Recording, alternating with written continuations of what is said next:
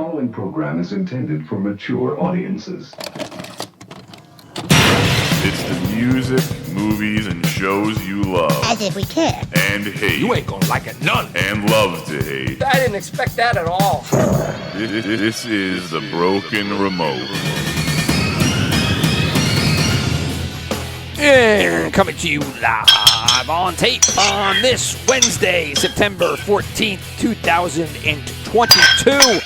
That is William just banging away on his beefaritos. Whoa. This is spaghetti and meatballs, sir. I'm not a classless pork. Oh, sorry. My beefaritos is a thing or no? This is SpaghettiOs? It's a beefarino. Beefarino. Okay, beefarino. Yeah. I will not be slight. I will not have my character called into question on this podcast because I'm eating the 99% of Chef Boyardee meals. No. I will tell you that the last time I had SpaghettiOs, which might have been like 7-8 years ago, they were thoroughly delicious. I have, like, they're literally in my cupboard for, like, an emergency. It's like you're not cooking, you get home late, you just need some food. And today, like, I could have made something when I got back, and I went, fuck it. It's one of those nights. It's just, when you had a bad day, you're just like, this is how I'm. Into the porcelain bowl, a little saran wrap, 2.5 minutes. Yeah, boom, it's either you get dinner. a thing of wild turkey or you get your SpaghettiOs and meatball. And well, it's like, hold on. Wild turkey. Let's just back up a little bit. Listen. If I could combine both of them into a sort of mash or through a blender and just inhale it, I would do it. I would do it. Like, there's some days, man, where you're like, this is the only option I have. I guess this is what I'm going to do. Taking away well liquors, right? Is there anything worse than wild turkey?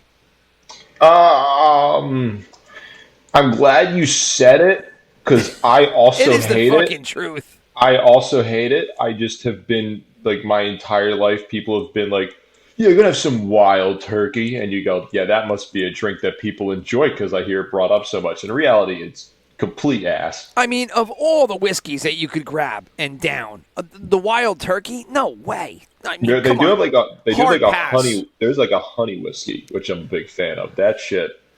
I ruined a friend's engagement party. Not ruined, but I was definitely the drunkest girl. You at the ruined. bar. Oh, I was going to say.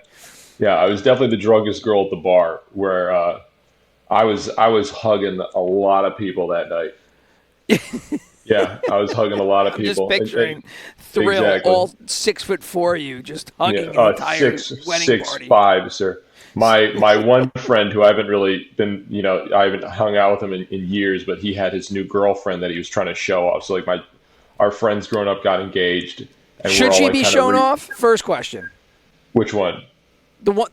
Well, your friend's trying to show off his girl. Should she be shown off? No. They're both the two that got engaged. They're actually getting married next month. They're one of the two weddings we're going to. But I've known her actually longer, and I'm better friends with her than him. But we're all like celebrating them getting engaged. And then my other friend, who I don't like as much, but he's showing off his girlfriend at this. He's like, you guys are engaged, but let's make this about me.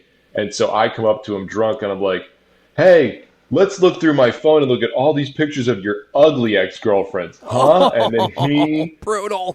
Strangely was not a fan of that. I can't imagine why. Yeah, I mean, that's head-scratching, dude. I mean, I thought that would have been welcomed at an event like that. You know who did enjoy that joke, though?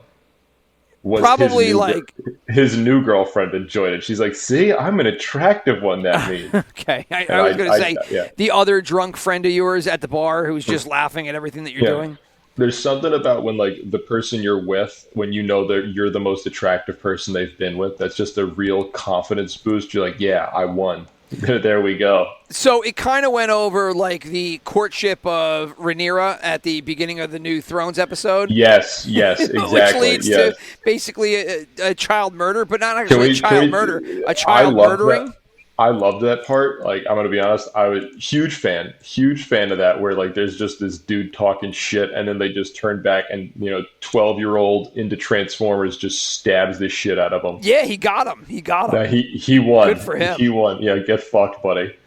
Well, that was awesome. Well, to rewind, to open up, I was going to say that, the fall's upon us. There's content galore. There's sports, so much content. New shows. There's more political news that you could shake a stick at. It's just literally content everywhere, if right? I'm not inundated by some political talking head with a lesbian haircut at all times of the day, well, am I really think living? It's just a haircut now. Like it used to be like the lesbian haircut, which I don't even think is Yeah. politically correct anymore. But like, it's I don't. true. What the Like dyke haircut? Let's right, be the butch haircut, right? Whatever you want to coin it. But now it's all of a sudden it's just in vogue. So we call it the Rachel Maddow. She and Alec Baldwin have the exact same haircut, but we just ignore that. I mean, Kris Jenner rocked that for a while, or maybe she still does. I don't know. Kris Jenner is also probably a sociopath who probably has at least ordered the death of at least 3 people. I'm sure there's a reporter buried somewhere in her property. I mean, she may not have been, weeping tears when OJ. Oh, hold on, when somebody. Allegedly. Someone jumped behind and took out.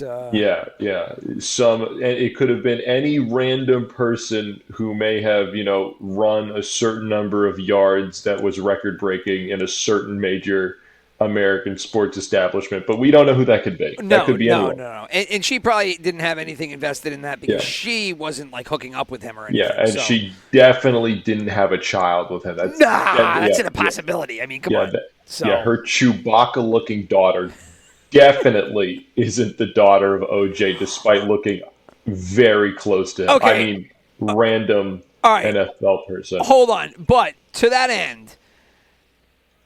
Khloe Kardashian, right? Yeah. She's hot.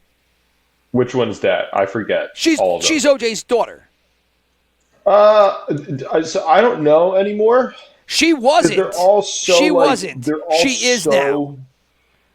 So here's the thing with me. I mean, she changed her hair. She lost 40 pounds. So have you ever seen? Redid her nose, her cheekbones. Have you seen Robert Zemeckis's? Weird CGI movies like the Polar Express and I think Beowulf. Yes. Yes. So you know how those go into the uncanny valley? That is where every single one of the Kardashians fall for me. They are just so barely human at this point. They are just these homunculi of plastic and flesh in odd places. They're just a very attractive Frankenstein's monster. It's true. Well, I mean, I would say Khloe is of all of them. The rest of them are kind of naturally good looking. Although now, how can you tell with all the shit? I was going to say, yeah. When you literally have to go put your mouth around a bike pump every morning, and get some. You have some big ass lips, I was going to say you have to go, and that just to look normal, and then you have to do that on on your lips, on your ass. One round of collagen injection is not enough, right? I mean. Yeah. This was trending everywhere at one point. You've seen the pictures of the unphotoshopped pictures of Kim Kardashian's ass. No, I haven't. But I haven't been searching them out, right? So I think Joe Rogan. No one's ever listened to him, but Joe Rogan had. He's that guy from News Radio. He's that. Yeah, I think. Yeah, he did that show Factor of Fear or something like Fear that. Factor. Yeah, I saw that. Yeah. I think, and that's the most he was ever known for. But I'm pretty sure he referenced this in one episode or something where he says it looks like it's a used diaper, and it is. Oh, we're gonna go to the barbershop for that one. It is the most accurate statement if you look at the picture, a picture of it, because her legs are so thin, but her butt is just so unnaturally large that it doesn't match to the thigh, and you just. That male primal part of your brain that can see 2 water balloons together in a bag and go, oh fuck, I shouldn't be thinking this. That goes, this is wrong. Well, everything about that family is wrong, right? This was it this week or last week that Ray J came out and was Kris Kardashian set up the whole thing. Right? She set up all 3 of the sex tapes or whatever to make sure that they went shocked.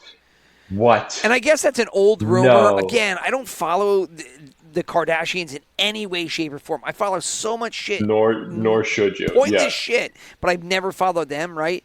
So, but I guess that he came out and said, and I guess it's been said before, but he came out saying the whole thing was concocted. She set it up. She had it shot. They leaked it.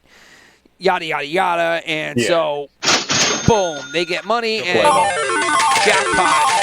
They end up becoming super rich.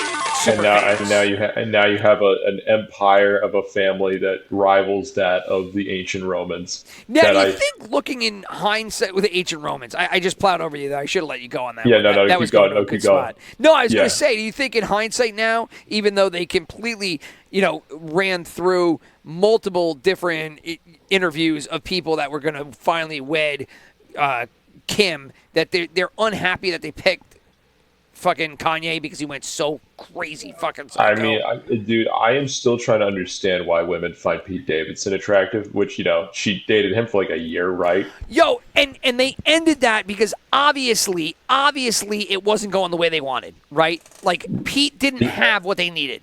Like, Kanye did, Pete didn't. He's probably really fucking boring. Like, I think he's just got like that, like he looks like he clearly wasn't going in the show like they wanted him to.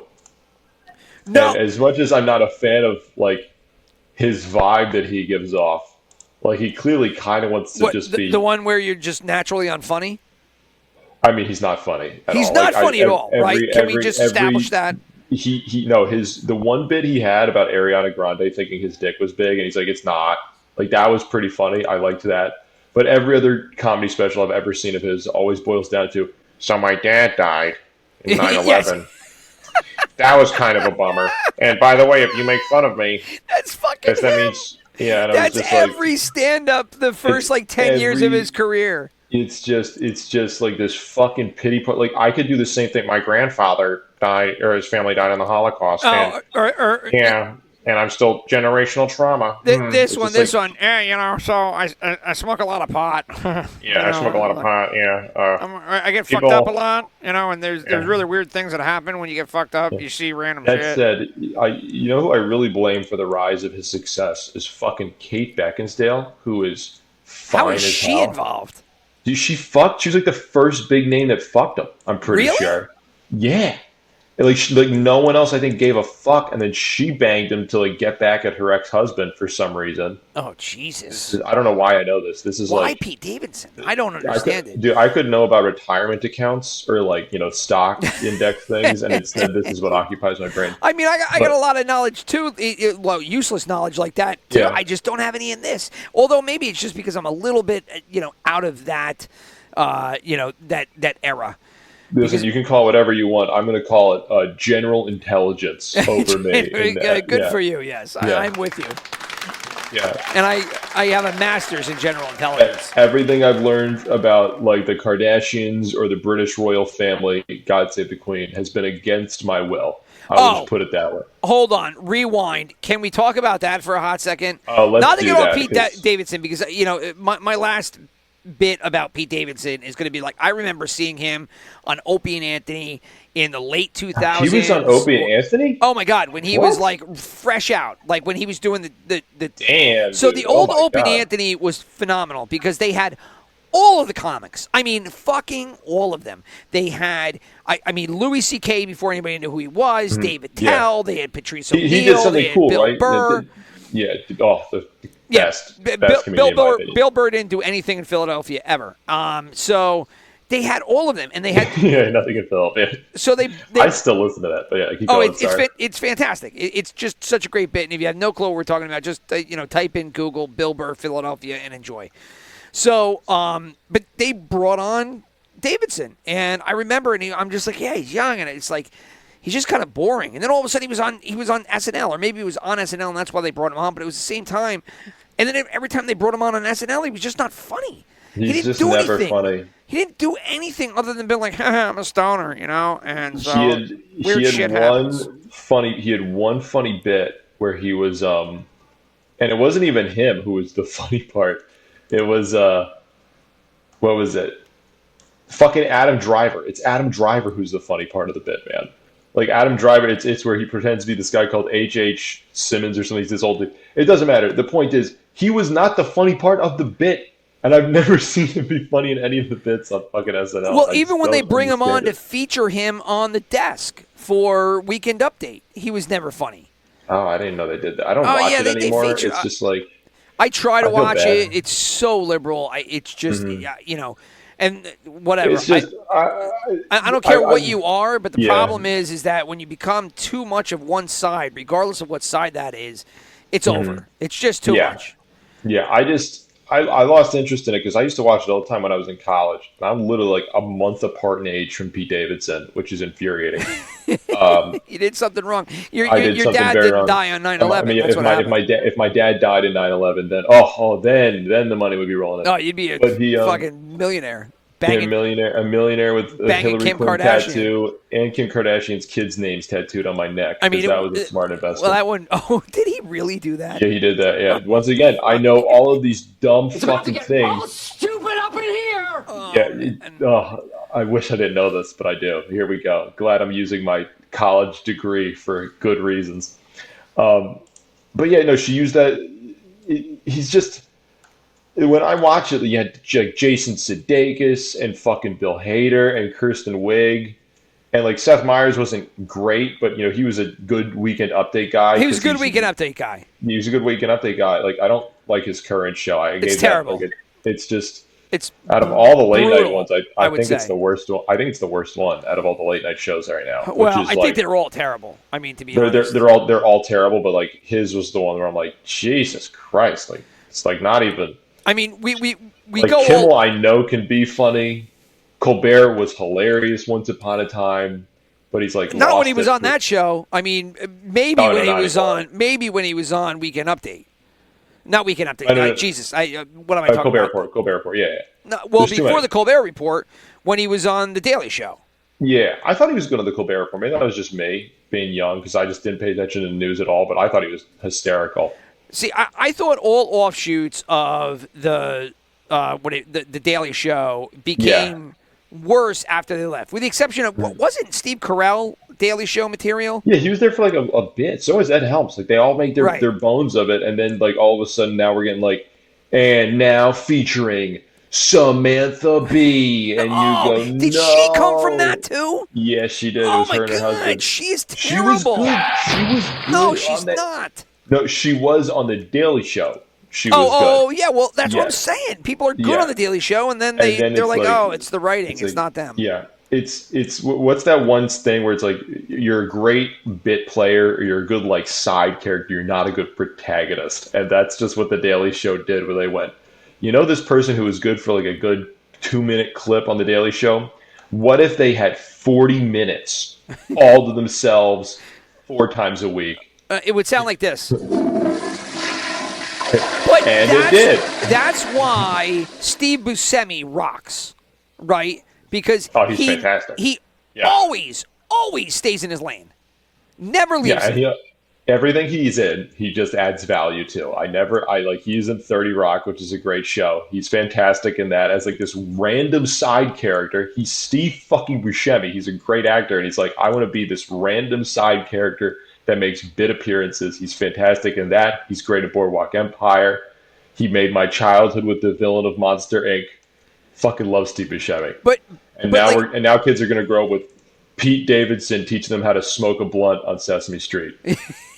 Fucking Pete. That was his other thing. He was all about smoking weed, and then he went sober, and then it's like, okay, so now what do you have? And it's like, oh, well, I paint my nails, and I've got weird tattoos. He paints his nails. Oh my God. Oh, no one else does that. Oh God, it's just exhausting. Because there's a lack of ability to be funny, and now it has become, what is your persona, and can we just make fun of your persona? So the persona's got to get bigger because you're not naturally funny. So and that's like literally all celebrity right now. Mm-hmm. It doesn't even matter their ability or whether, and I do everything out of comedy only because, I mean, most things come out of a comedy vein, but all the comedians that they push now, none of them are funny. None of them are good. It's never the good comedians anymore, which is infuriating as someone who loves comedy, and you're just like, are you fucking kidding me? It's all like how they look, how they sound. Like, it's not about their jokes, because their jokes suck. Yeah, there's a one I have to watch, and I have not watched her, so I got to be very, like, I'm going to try to be nice about this. But there's this comedian on Netflix. She got a special. She's my age. She's like 26, and I know like for comedy, like a big thing is like making your bones in the industry for like 10 years before anyone gives a fuck about you. Like they will just shit on you otherwise. I mean, but she's like 26. Not anymore, though. Yeah, maybe not. Well, now you make one TikTok where That's you shake your ass and say a joke, and it's like, congratulations, here's your 4-hour Netflix special. But she got like a Netflix special, and like, maybe Netflix is just giving anyone specials these days. But she got like an hour-long Netflix special. Mark Norman, who I think is one of the greatest comics right now. Nobody will touch him. He got a half hour. Yeah, because Have we talked about Mark Norman? Right? My friend. No, I don't think so. No, my friend Tower down the street. We're huge Mark Norman fans, right? I love Mark Norman. I love Mark Norman. I've liked him. So I didn't get into him probably until about 2018 or 2019. Yeah. I don't know if you were still at the same place when we were working together. It might have been before or after that. I think it was about that because I found him. Like, I find all these fucking comedians through fucking Pandora of all shit. Oh, I didn't find him that way. I found him, and it was through Opie and Anthony in a weird, random way. Yeah. I don't know if you ever remember me talking about this, but Jim Norton, who obviously was like the third wheel on Opie and Anthony, and now he's just doing his own show and everything, right? He's way past that. Wait, I thought him and Opie were really good friends. Did something happen there? Maybe something. There's going to be like one person who listens to this besides you and me that gets that joke. And I would also recommend listen to Jim Norton and Opie and Anthony having their meltdown because that is talk about killing some time. Oddly enough, it's through that I found Mark Norman. So it was on the Chip Chipperson podcast, which I don't know. Do you listen to Chip Chipperson at all? I've listened to it a few times. I've not been able to get into it. I feel like I have to see him. You got to know it. Yeah, you got to kind of know the background of it and hear it repeatedly to understand it. It's an offshoot of Opie, right? It's one of those things that like grows on you, like because there's definitely a couple of comedians that I know that are like at first like this is the stupidest shit ever, and then eventually go, this is the greatest thing I have ever heard in my life. Well, it started off as just this stupid character he started doing, but then he actually started spoofing Opie through it. You mean a certain unknown person in radio? Come on. Exactly. So, and he used to start saying some of the same shit that Opie would say, and so it got to be funny and funny. Anyway, so Chip Chipperson starts doing a podcast, and you know what, dude? Bob Kelly puts him on his network, and he gives him his own show, and it fucking blows up, right? So Norton just starts laughing his ass off at this because it's more popular than anything Norton's done. And so Norton starts bringing people on this show, and he brings on Norman a bunch. And I start listening to the show, and I'm like, I don't know who this dude is, but he is really goddamn funny. And so then I found out it was Mark Norman, and I started listening to his stuff. And he is solid as shit.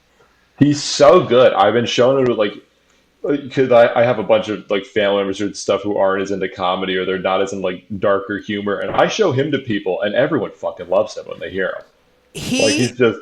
He captures like some universal thing that people just love, and he's also kind of fucking dark too, which I love. He's super dark. He's super dirty, and he is in this day and age the only comedian that I've found that knows how to do that without hitting all the panic buttons. Yeah, he's not hitting it. My ex-girlfriend with her WGS major isn't like contacting me like, do you know about this guy in comedy? Yes. Yeah. Like he does his set and he touches on, I don't care if it's racial or if it's biological or whatever you want to call it now, gender, or he hits all the hot button topics, lampoons them, and just has a blast with it. And he does it so creatively that it's funny and it's not offensive, even though it should be offensive if you thought about it.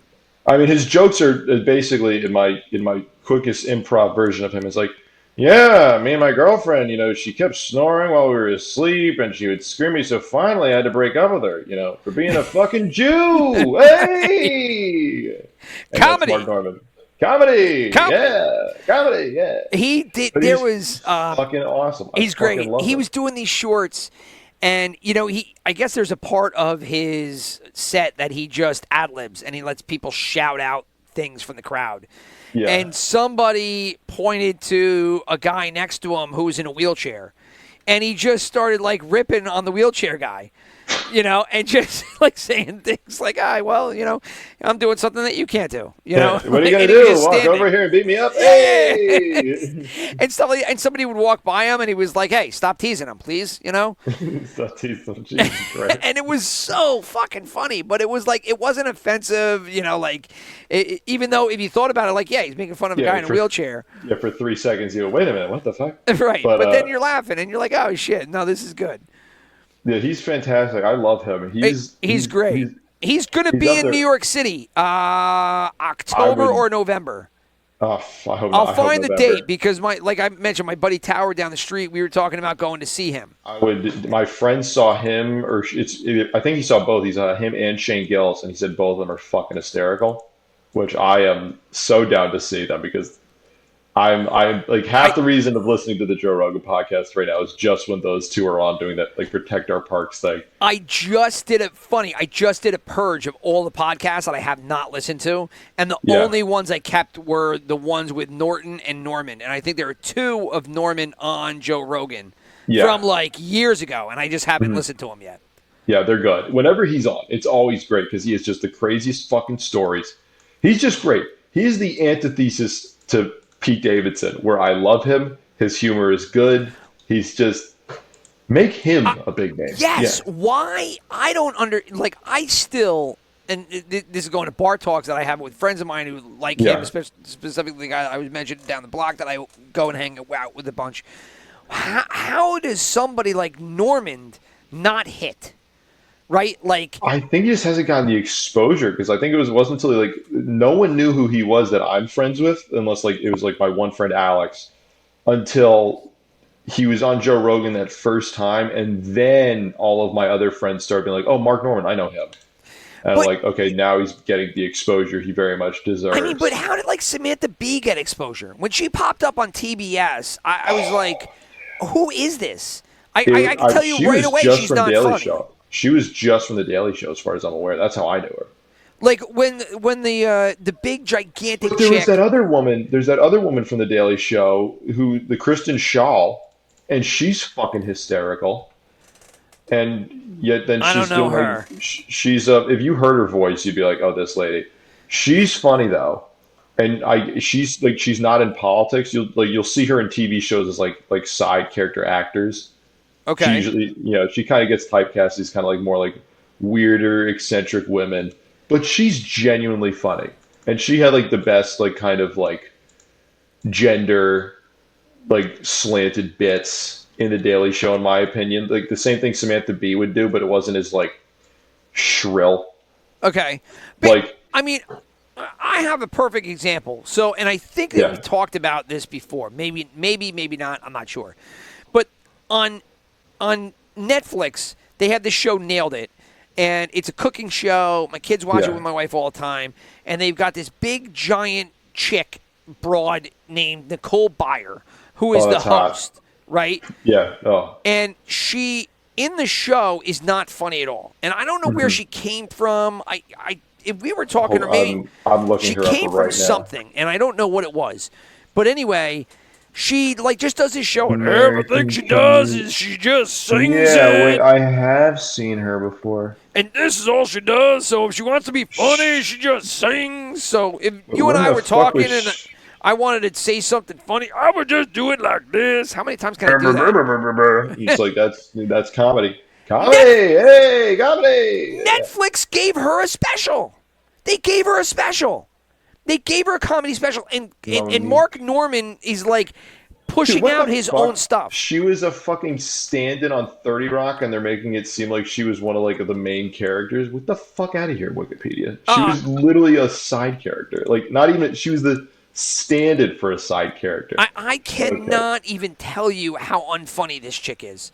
Yeah. And I thought that somebody was saying that she came from something. But, I mean, it is it's just impossible in my mind to understand how she's getting a push. And, people like Mark Norman aren't. It's got to be this, and, I kind of hate it because, I think some people, and I'll get into this in a second, but I think some people, over push. It's the woke shit where, you need to check, a certain box, and then. Well, I mean, that's content, yeah. I Yeah, agree. it's just like, oh, we need to. Oh, you check this box. Well, here's your special, and it's like, is she talented at it? Here's her special, and you go, fuck. Well, it used to be a feeder system, right? You used Yeah, to do the stand-up circuit, and then if you developed a big enough name, then you were fed, a Hollywood movie or yeah, a TV show, right? And then it either worked or it didn't. And now it's like the stand-up circuit really is nothing now. I mean, it's just like now they're scouring podcasts and they're scouring YouTube, pardon me, and anything and everything other than the old feeder system. And the people that are in the stand-up circuit, if you hear any of them talk, like on Joe Rogan podcast or any of these other podcasts, there's 8 million of them, they all talk about yeah. the same thing. It's just like a struggle, right? Because it's just comedy's been handcuffed.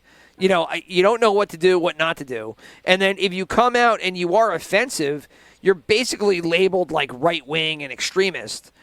And so there's a podcast I listened to that is You're the Problem with. Yeah. Didn't we talk about this guy? I've heard of this podcast before, and I don't even think from you. I think from someone else, though. But wait, You're the Problem with. I forget what he is, but he's a libertarian, and it's an awesome podcast. And he's part of the Gas Digital Network, which does Legion of Skanks. And, okay, yeah, they're great. Right, and a I bunch don't of other listen to guys. them that much. I'm not the biggest fan of everything they do, but they do some funny shit. They do some funny. It's kind of like the last grasp at that shock jock, Yeah. like That alpha is male exactly what it is. Yeah, radio, and it just kind of it doesn't work anymore, unfortunately, because like you can go to the edge, but you can't go over the edge, and without the ability to go over the edge, it makes it kind of null and void.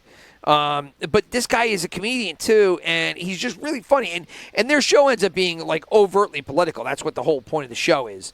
I think it's called "You're the Problem" with something. But here it is. You're the part. Dave Smith. That's the guy's name. Part of the problem. Dave Smith's part of the problem. But Dave Smith's a great comedian. It's just kind of like he'll never get big because I mean the stuff that he's dove into. Like who's going to back him? None of these content providers. It's got to be like I'm like this is me hoping like there's got to be like a certain amount of time before this like more super progressive-y shit like just gets old. Like I think people. I don't think so. I don't think anymore. so because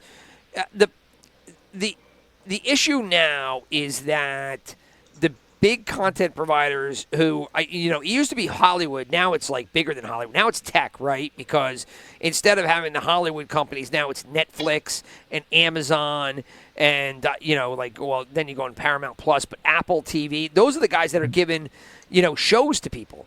Yeah. Movies are dead. Like movies used to be the What's, spark.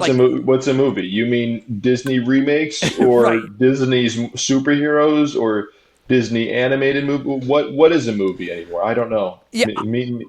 I don't know either, but oh man, I got to go back to this, and this is completely off topic. And 30 minutes into the show, we're going to veer. Welcome to the entire show. Yeah, I know, All right? topic. I was like, I can't wait to talk about House of the Dragon, episode 4, and I don't even know if we're going to get to it. But I'll get into it right now. Incest. Anyway, moving on. Okay. All right, well, hold on. Before that, maybe this actually touches it somehow. We were just about to mention about 20 minutes ago the Queen and how there's a 12-hour wait for. Can we just give up on this whole royalty bullshit? My mom is so into it. I resent the fact that I know as much about it that I do, and I hate Meghan Markle for how much I've had to learn about the royal family because of her. Because my mom hates Meghan Markle, and I just can never forgive her for that fact. Well, now they were all talking about how she had a recorder on her hip and she was taping the whole thing so she could put it in her Netflix series. Blah, blah, blah, blah. Oh my god. Oh god, just kill me now. But just end it. I mean, as I watch it, and the reason I bring it up during this show is because it's just been on TV for literally. 5 days now? I don't even know when she passed away. I mean, it feels like 2 weeks. The woman is dead. Let her rest. And they're like, no, your corpse is gonna dance for us for these next few days. And my question is why? Somebody explain to me. Now, this gets out of the topic of TV content. It's just because I've seen it so much. But no, it does not, because this all feeds directly into the human animal and the entertainment we desire, require, They have no political or government function. You say that, and this is it's the amount of people my age that seem to legitimately believe the royal family is not only still in power, but the queen herself is like directly responsible for like having invaded fucking India like 100 years ago or something. I'm not joking with you. You can't fix stupid, brother. You can't fix stupid. The amount That's of a fact. fucking people on every social media, people from my high school and college that were saying, I've seen the people on you from your high school. For that. Some of them are not good looking. Oh no, some of them are very confused. That's such a nice way of putting it. I've learned the hard way. But like some of them, dude, just the posts they were making, like, I'm glad Her Imperial Majesty can no longer oppress the generations who she helped to enslave. I'm like, I know she's old. She's not from the fucking 1600s. Like, Jesus Christ. She doesn't do anything. Exactly. Like, she's in fucking, like, she Paddington. Does nothing. She's in the Paddington movie. Like, she doesn't have any power. She's a figurehead. She is more of a figurehead than like Joe Biden is right now. She has more in common with the Eiffel Tower than she does with Joe Biden. Yeah, just in that, like, she was just there.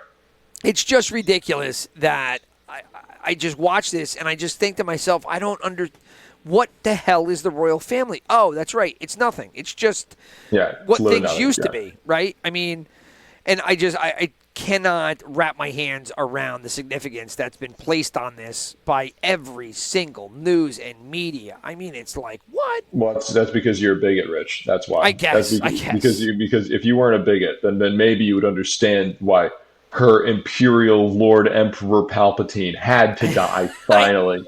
I had a super drunk conversation with this guy at my local bar that I'm going to, and it turned out like one of my friend's fathers also frequents this watering hole, and then I mentioned his name at the bar, and like 4 guys turned their head around. They're like, "Oh yeah, him! Oh yeah, he's a great dude." I said, "Oh yeah, he's my best friend's dad."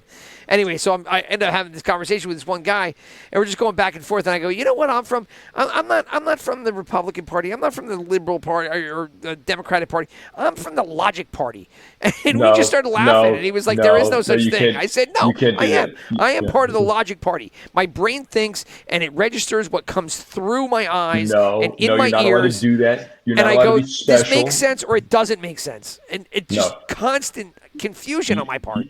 No, you're not allowed to think issues through on an individual level. Haven't you gotten the memo? Nowadays, you are supposed to act like a chimp and see what color flag is being raised, and then that's what you go for. Otherwise, you are committing mutiny, and we will throw you off the ship.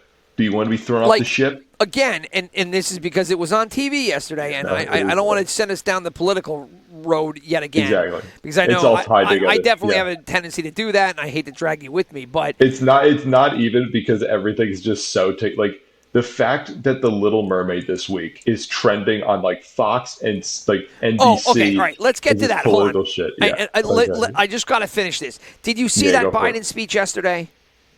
No, I haven't been able to watch him since like that. What did he do? So, oh god. Well, it's only because yesterday was a huge down day in the markets, which I'm sure that you're familiar with, right? Oh, I didn't notice. No, with probably streaming. Nobody did. You know, as everybody else, was sitting there watching their portfolios just tank. Yeah. When the one dude shot himself in the head right next to me at my trading floor, I was like, yeah, something might be wrong. As I was smearing the blood off my face, I went, something might be up here. CFOs from Bed Bath & Beyond are jumping out the windows, with their wives in the same building. Yeah. But this dude holding all of his old GameStop stock. Yeah. He's going, ah! People just falling. All of a sudden, people that were retired and well off are all back to work again. But so Biden's up there, and he's talking, I don't know, they did some kind of pseudo celebration, and he did a speech. For the 4-week celebration of signing of that act, the Inflation Reduction Act. He did it. Is it gone? Is it gone? Did he do it?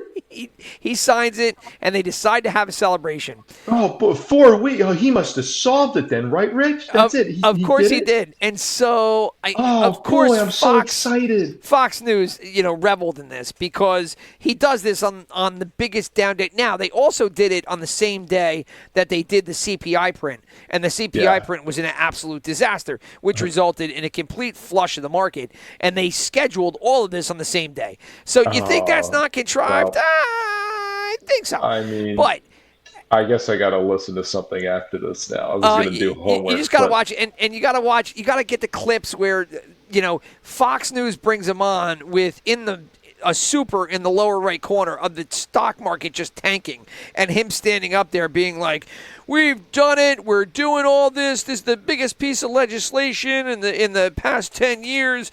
Blah blah blah blah blah. And meanwhile, the stock market is just dying.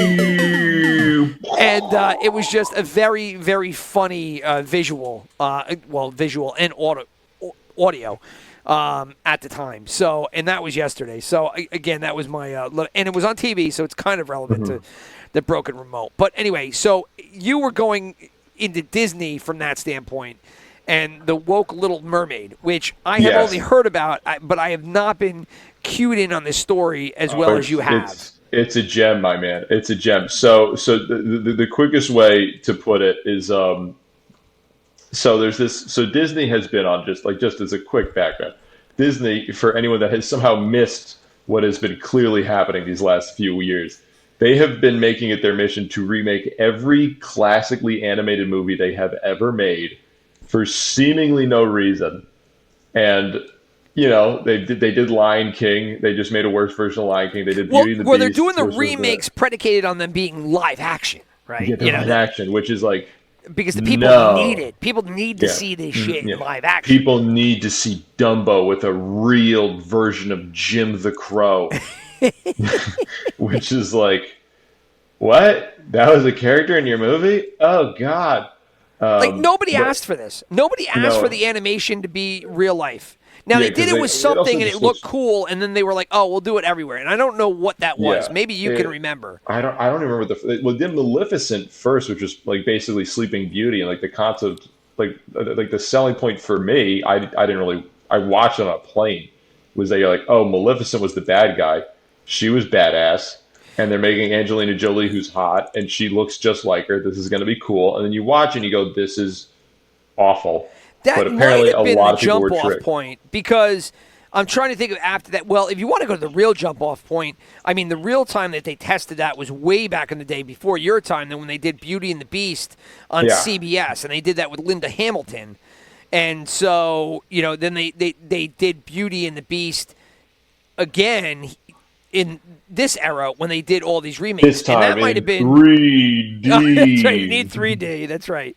That might have been one of the first ones. Was the Beauty and the Beast remake? Yeah. After Maleficent, I don't know which came first. Neither do I. I don't remember anymore. I watched a few of them, and they were all just like, what if we had the classical original one? The one that you grew up with. That you're like, this is a great movie. I loved watching this as a kid. And like, what if we just took that, but without Oh yeah, the charm. That's it. Yeah. What if we got rid of that part? And it's just like I don't get it. I don't get what they're going for here. It just doesn't make. Well. Really here is sense. the remakes, and although no, these can't be them. Oh, hold on. Release date 90. They said they redid the Jungle Book in '94, but I thought they just redid the Jungle Book recently. Yeah. Jon Favreau did that one, and that was all right. In all honesty, I didn't really hate that one.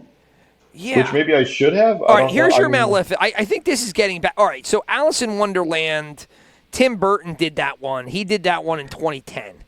So I think that's probably where we're starting. But even at that, Maleficent came out in 2014. And I think you're right. Maleficent, how the fuck do you say it?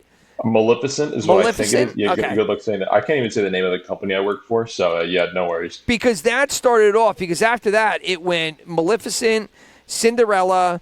Kenneth Branagh actually directed that one.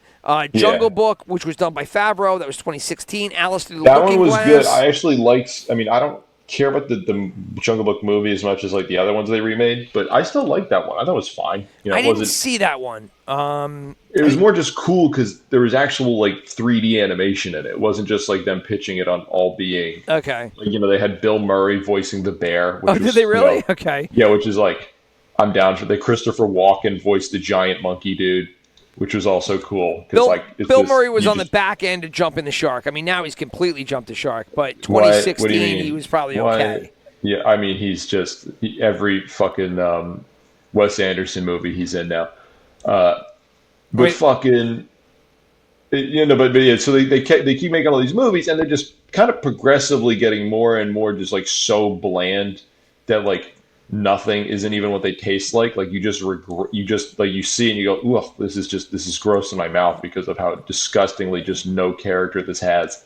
Right. Well, I'll just rip through them real quick. Alice Through the Looking Glass, Beauty and the Beast, Christopher Robin, Dumbo, Aladdin, The Lion King, Maleficent, the second one, Lady and the Tramp, Milan, Cruella, and then now Pinocchio. Yeah, and then the Pinocchio one came out this week. Cruella, by the way, was saved by the fact that it has one of the best movie soundtracks in history. It's so good. It does? Oh, it's so good. It's all throwbacks to like the 70s and 60s. It's a phenomenal soundtrack. Go on Spotify and grab it. They have Emma Stone as well, who's like, she's great, but that movie to me looked just so like. The movie was tolerable. I wouldn't say it was good, but as you're watching the movie, I went to go see it. Me, my wife, and then our friends down the street and their kids, along with our kids. And we just kept looking at each other, and at one point, I think it was me or my friend Tower, and looked over and was like, "This fucking soundtrack's awesome." And it was like, "Yeah, it's the best thing going." And so I downloaded it on Spotify. It's a phenomenal soundtrack. And nowadays, like, soundtracks are nothing, right? Because it's like, there is no rhyme or reason to it. They usually just take a couple of. But this soundtrack made sense. It was good. It's a great playlist. But anyway, as I was saying, that saved Cruella. The rest of it, I don't know, but. The rest of these, you were saying they just kind of slide into nothingness. Yeah, they're all kind of bland. But the big story this week, besides the Pinocchio one coming out to zero applause apparently, was the fucking Little Mermaid is coming out, and the person they cast was an African American lady, and as now the Little Mermaid, right? As the Little Mermaid, as the Little Mermaid, and she famously is like this white mermaid lady with red hair. Right. She was always a redhead. Always a redhead, and now people are getting upset about it. And it's this weird thing where there's this people that are like, both complaining about how woke the movie is, and then there's also a crowd that's like, and now we can be racist because of this. And you go, no, what are you doing? Oh my God, no. Like the movie's going to be bad because of her race. And I think most people that are hopefully out there that are normal, like, no, it's not bad because this is a black woman playing this character. It is bad because all of these movies have been just god awful with just no love and care put into the original, Right. I wonder if Disney's done this with any other type of property. And like all of them. Like maybe one in like a galaxy far, far away. A long time ago. Or a superhero franchise. We never talked about this, so we wouldn't. No, I wouldn't not know. at all. I wouldn't know. Well, here's the point, right? If the movie's good, nobody really cares. Right? The only people that do care if the movie's good end up being the people that are very jaded for whatever reason. And in this case, it would probably be racist because they took the Little Mermaid and they turned her from a white redhead to a African American, mermaid. Yeah. Now, I guess the question is, and this might be, a water that you don't want to dip your toe into, but is there something to be said though for taking source material and changing it that liberally? I mean, in the original one, like the original Little Mermaid story is super fucked up. So, I mean, they already changed it. So, like, I'm kind of fine with it to a degree. But they're not changing it because she's the best actress. Like, they're doing it because they're getting some points for it. Right. Well, that's what I'm saying. So, but like, let's compare it to, we were talking about, whatever. We were talking about Pinocchio, like, maybe last week or the week before this. And... Yeah, we were saying, the source material doesn't identify exactly what It's not they the don't say what blue fairy is, right? Yeah, they also don't say what type of wood Pinocchio is made out of. Maybe they change it to pine instead of redwood like it originally was. I gotcha. It's just like the dumbest shit, but like they're clearly doing it, and they're not being woke to like further a message and say there's like, hey, there's been a tradition of just overlooking this group of people in this country, and now we're going to give them more representation for a good reason. It's like, what would make this sell more? If we did this, if we gotta, it's just like, it's like you guys are gross because you're exploiting this. But in that's a very kind weird of, way. I mean, why would you change it otherwise, right? I guess is the point. And no, what do you mean? They totally believe what they're selling. What do you mean? No, they're totally ethical people that are working at Disney right now. No, they only want the best for society. See, it's weird the different ways that you say it, right? Because certain people, the ones that you see on Twitter right now, responding nonsensically, like they just literally come across as racist, right? Whereas you could probably just turn it around and been like, no, it's not really racist. It's just, I mean, Disney's only doing this for one purpose and one purpose only. Yeah, no, they're just a disgusting company that just goes for the lowest common denominator at all times. Like, if they could get away with the shows TLC puts out, they would do it. Like, they are 5 years away from doing a My 600-Pound Life Princess movie. Like, that is okay, all right. I get it now. I didn't understand where you were going with it, and that's actually a pretty good line. You have actually really solid stand-up material. But yes, they would do that because they have no problem exploiting anything. Because in their eyes, they're not exploiting it, right? No. They're putting it on a pedestal, right? But we all know what happens when you put it on a pedestal. Why is everybody telling me to put it on a pedestal? I don't understand. 40-year-old version reference. Yeah, no, I literally, that is the second time I've heard that exact 40-year-old version reference today. Someone else at work brought it up, and I was like, I literally thought I was having a seizure. Why is everyone telling me to put it on a pedestal? I don't understand. I thought I was having a stroke because I was like, there's no way I'm hearing this reference twice. It's a great reference. But literally, they say that they are so white knight as a corporation. And I think that's what bothers people more than any. I hope it's not like there's like, I'm going to be saying this, and then there's going to be some dude in a Klan and Nazi outfit being like, yeah, you get him, Will. And you go like, wait. Well, I'm not trying to. That's what I'm saying, brother. I'm not on your side. I'm not on your side. Please go away from me. It's you're going to love the neighborhood. Everyone recycles. But it's just they're doing, I guess what you could say, the right thing for the wrong reason. And it's just they're so.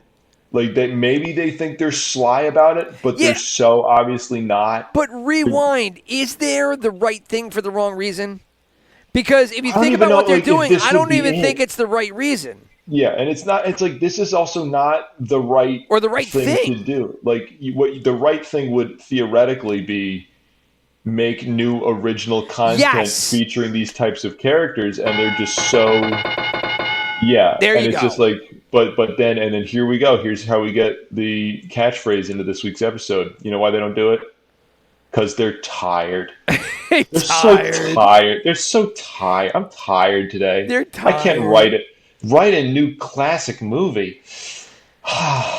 Man, I'm tired. Oh, damn it. I just had a thought, and I was trying to... Oh, shit. I forgot what it was, but it was something... It's going to come up at the very end. It will. It was a conversation I was having with somebody else, and it had to do with that. Well, let's just go to the point of creating their own, like, new material, right? Like, I just don't understand why that's not possible in 2022, and that's across the board.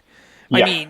I mean, nobody does anything original anymore. Brand new. Yeah, no, get out of here. What are you talking about? Original. I've never heard of this concept before. And so all they do is reappropriate old shit, and they do it in new ways. Right? Yeah, I mean, they've been doing it for a little while. Or in kind of worse ways. Like it's just just to quickly sideway, but also like kind of be on point. The new Lord of the Rings show they made, it wasn't out of reference for Lord of the Rings. It's because Game of Thrones did great. Yes, the original series. Everyone wants their piece of the fantasy action pie. Amazon has a ton of money. Yeah, they have a ton of so Netflix had The Witcher, which they made, and that was a decent show. I Haven't enjoyed seen it yet. I heard it was okay. Yeah, listen, it's a fun show, but and I was talking with a friend about this. Lord of the Rings is about equivalent in terms of like what's going on in the show right now, but the difference is The Witcher didn't cost $700 million to make. So you're watching this show and you're just trying to get a glimpse of this fucking pit that they put this $600 million, I assume, in like some hole to the side. You're like, maybe if I tilt my head this way, I can just see the edge of this hole where they converted everything into gold and they poured it down into this fucking pit. Because this week's episode, I know you haven't watched the show yet, but it's just like... Is the War of the Worlds fucking alien machine outside of your window right now? Oh, you hear that? Yeah, no, it's called New York. It's probably some serial rapist, finally getting run over. I don't know what serial rapist sounds like that because it literally sounds like the World War. Yeah, it was some cop chasing. There's literally some dude in my neighborhood who does this like every couple of nights where he just is like, you know how I'm gonna make these people think I'm cool? That's really racist, but I'm gonna keep going with it. Don't be rude. Yeah, don't be rude. What are you doing? He's being so rude. Don't be rude. It's a great fucking one. I love him. Yeah, God damn it. Not in the way that most white nationalists love him. Exactly, I love him for his comedic value. He was. God damn, was he a good comedian? He was fantastic. He gave us everything we needed. Yeah. I'd like him back just for that. But I don't want him in a public. I don't want him in a public office. I just want him back in the public. I want him to do a stand-up special in Atlantic City. He'd be loved there. Those are his people. Right. Just never be in public office. Yeah. Oh my God. But what was I talking about that I completely lost? Oh yeah. But the new Rings of Power show, the new episode. Dude, it's literally there's like half of it takes place in a fucking trench in like a backyard base. Like I could film it in my parents' backyard. This episode. And they're just like, we spent more money than actual God on this fucking TV show. And it makes I want to audit it so bad. That's what you said. You said you wanted to audit it and you wanted to find out where everything was because you smelled the problem. But you know what? I guarantee you there's no problem. We're not quite sure about that, Don. Jesus Christ, this works out really well. The Trump quotes. Fuck me, dude. I was not expecting those to segue as well as they did. This one doesn't. I just got to throw it in. Thank God Donald Trump's a Hulkamaniac. That's a good one. He literally has been in the public fucking environment for, I guess, 40 years now. For too long, dude. Too long. It has to be the 80s on. It's got to be 40 years. 40 years. It's just what a mensch.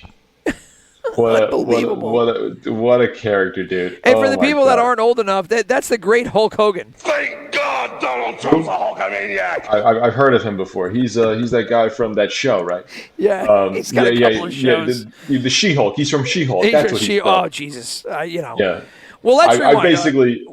I've said basically everything I want to do about Rings of Power. It's fine. It's about as good as The Witcher. It's so expensive. I don't understand what they're doing, and that's my biggest qualm. But yeah, tell me. There was just something. It was about appropriation, and it was. Oh damn it! I lost it again. This is like podcast kryptonite. This is just terrible all the way. What the hell was it? You are a stupid asshole. I know. That's exactly what he is. Forget it. I'm not going to remember. It was close. I was watching something and it was damn it. I'm not even going to try anymore. Anyway, but to that, how about the Emmy thing that happened? Was that last night or the night before with Jimmy Kimmel? Kiss Rock getting slapped? No, that was the Oscars. Happened? No, the Emmys. I'm saying what happened. Will Arnett brought out Jimmy Kimmel. Jimmy Kimmel didn't win for late night host or whatever, and so he drags him out. He's so talented. He drags him. Listen to this. So he drags him out by his feet.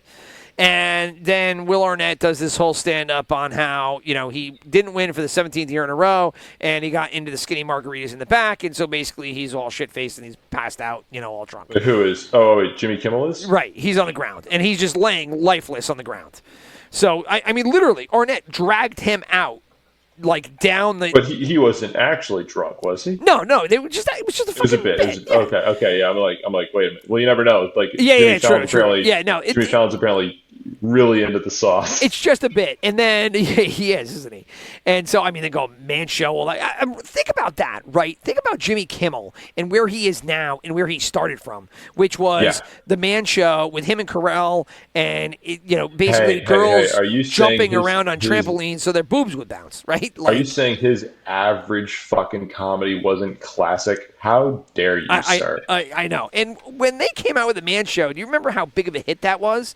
And that was so beyond stupid. But anyway, so they bring him out, and Arnett does this whole, rigmarole of how he's all wasted and everything. And then he goes to get and the Emmy goes to, and he can't find the card. And the card obviously is in Jimmy Kimmel's jacket, so he leans over, picks it up out of the lifeless body. Anyway, whoever wins it, it's for comedic writing, and it ends up being a black writer, and she was from Abbott Elementary, I think was the name of the show, which I don't know anything about the show. I just know that it was a big win. So she gets out there, and it might have been something historic because it might have been the first black act or black writer that won for this Emmy contest, whatever. Okay. So she gets out there, and Kimmel doesn't move. Kimmel stays. So Kimmel stays as a lifeless body on the ground during her entire speech, right? Just really selling the bit, even though the bit wasn't funny to begin with. And so he got lit up by Black Twitter, basically. Yeah, I was going to say that's pretty not smart. I feel like you could probably have seen where that was smart, going. But, I don't know. It's just selling the joke. I mean, it was just a stupid joke. But, again, to take it okay, well, he really – it wasn't, hey, you outshined the winner and you kind of took away from her moment because it should all have been her, right? It ended up being you did that, and that's an example of white privilege. When it was it's not racial, it's just him being an asshole. Yeah, it's just Jimmy Kimmel's probably not been in the spotlight for the last 15 years. Right. And he probably can't handle it. To my Logic Party idea earlier, you listen to it and you're like, no, that's not the issue here. The issue is that he just took the spotlight from somebody. It's not that it's white privilege. That has actually nothing to do with it. He would have done that to a white person. And in which case, then all of a sudden the white privilege goes away, and then I guess it's fine what he did, right? It's not that he's racist. It's that he's a jackass. Yeah, it's that he's kind of unfunny, and he didn't, understand it. So, or maybe he was self-indulged. But the race part didn't have any part in it at all. Yeah, meanwhile, and then he, remember how he basically pulled a Weinstein, and that's how he landed his current wife, but he doesn't look like Harvey Weinstein. God, so you really do know so much shit. I don't know what you're talking about again. No, his current wife, who he's got all these kids with, she was hired under the Jimmy Kimmel Show, and he immediately started hitting on her, and he invited her over. He basically asked her out in the writer's room in front of everybody, so she couldn't say no. Yeah, and then he invited her over, and then he won her over, and it worked out. But if he didn't look the way he did, and he didn't if he was the fine line between him and pulling a Harvey Weinstein is bananas, and it's just no one talks about it. You're that's a creepy kind of fucking move. It's great, but it worked out for him. Yeah, great, it worked out, buddy. But dude, you were close. Right. Well, I know we're pushing 50 minutes here. There's a bunch of stuff we didn't get to talk about. Let's put at least wrap up. So Disney, I mean, for me, it's just that they're being unoriginal. And in the process of them being unoriginal, the only reason that they can sell the shit is because they're doing justice to all these people that have been, deprived opportunity previous. It's not even justice, though. Well, that's how they're saying it, right? I mean, that's what they're selling it. Yeah. They're the pimps. I said, they're white knights. They're on the street saying what we got you? We got you equality, right? And we got you equity. And we're doing that because we're redoing all of our old shit, but we're featuring all these deprived minorities that have never seen this before. Kudos to us, right? Pat on the back. Iron Mike Sharp style. Yeah, and that's going to make up for the fact that we're not going to give you any original programming content, no matter how much you beg or say this is a great movie idea. Unless your name is Wesley Snipes or some shit, we don't want to hear it. Right. Now, that was the appropriation thing appropriation, I think is the right word I want to use. But have you seen the Netflix documentary on And One? The shoe company. It was a shoe company. They basically came out in the early 2000s, and they basically rivaled Nike at a certain point. And what they ultimately did, it was 3 Ivy League grads. They started making shirts, and the shirts had, they basically had kind of like slap talking bullshit on them, right? It was all smack talk shirts, right? And people dug them. And so they definitely dug them, in the streets in, like, let's say urban America. And so they became super popular. So they ended up going down there and selling these shirts, and then they basically made a video mixtape. So they went to a lot of where all the street games were playing, like the Rucker and a lot of the big popular street ball tournament games. And they basically made a street tape. They made a mixtape, they called it, right? And it was just highlights of all these players from the street game doing their shit. And then they started giving it out, and it went bonkers. And everybody and their brother bought into this, and they were like, when's the next mixtape coming out? It become kind of like a cultural phenomenon. They got into shoes. They ended up figuring they needed to get a second tape out there. And so in order to do that, they basically made a tour. They basically made a street ball tour that they took from city to city. They did it on a whim, and they did it for the sole purpose basically of getting footage to make this second mixtape. And so it was done by these 3, Ivy League guys, and it went on ESPN. It became ESPN's top-ranking thing. They had shoes. They were selling out. Vince Carter wore them on his famous dunk contest. I mean, you got to watch the documentary. It's fantastic. But ultimately, what happens is they just pulled all the money from the thing. They gave everybody bits and pieces and scraps, and then ultimately imploded under its own weight because all the players weren't making money. They started fighting with each other because they gave different kind of contracts out to different people, and everybody thought that they deserved more. And then, one of the 3 guys just got burnt out. One of the 3 Ivy League guys that did it, who's the shoe designer, got burnt out. He pieced out. Then all of a sudden their shoe sales dropped, and the whole thing imploded. And then these guys just sold it before it was worth nothing and just, pieced out, right? And so, you want to talk about, I don't know, cultural appropriation. Is that the right terminology that I'm looking for? I think so, yeah. Right? That's what this whole documentary was about, right? And so if you want to get, really heated about things, you could get heated about, Disney and doing it, the other way. But, it's things like that, that entire And One concept that leave the bad taste in everybody's mouth, right? And because that's where the real abuse is. And it's just all these lines get blurred as you take real life incidents like that, and then you take things like what's going on with Disney as they're just recasting people in shitty movies, because if it was a better movie, nobody would care, like we said. Yeah. Right. So, but that was what I was thinking of, because as we talked about all this kind of thing, I'm like, I know there was something that happened, the other way where it was that's abuse. That's what you should talk about. It was that And One documentary. But anyway, so screw Disney for making shitty movies and ruining Star Wars and ruining Marvel. Yeah, ruining all of it. Yeah. So I mean, button that up. But before we peace out, there was you talked a little bit about Lords of the Rings. I am not caught up with it, but we can talk about it if you want. I saw She-Hulk. You did not. But I don't know if we both. She-Hulk, because the only thing to really say about it, nothing's happening really in Lord of the Rings. It's fine. Well, let's touch on Lord of the Rings for that fact. Yeah. Right, because this is as safe as it comes in terms of... Exactly. You just hit the nail on the head so hard. It is just... they're giving everybody what they want, to the nth degree, and on a budget. A budget and a half. But it's just they never leave. They never leave the one scene. They're always in the same set. Which one are you talking about? In House of the Dragon. They're always in the throne room. House of the Dragon. House of the Dragon. I'm what was I talking about? What was I talking about? I said Lord of the Rings. Shit. Yeah. Well, anyway, House of the Dragon I think is safe as hell. Anyway, but all right, let's go Lord of the Rings. Is Lord of the Rings safe? It's painfully safe. So House of the Dragon, I think they're taking it's just a watered down version of regular Game of Thrones. You're totally right. The biggest thing they did was this week where the uncle and the, spoiler, they sort of Oh my had God. sex and he couldn't perform? Yeah, well, yeah, and they literally got out of the sets that they had created by going down.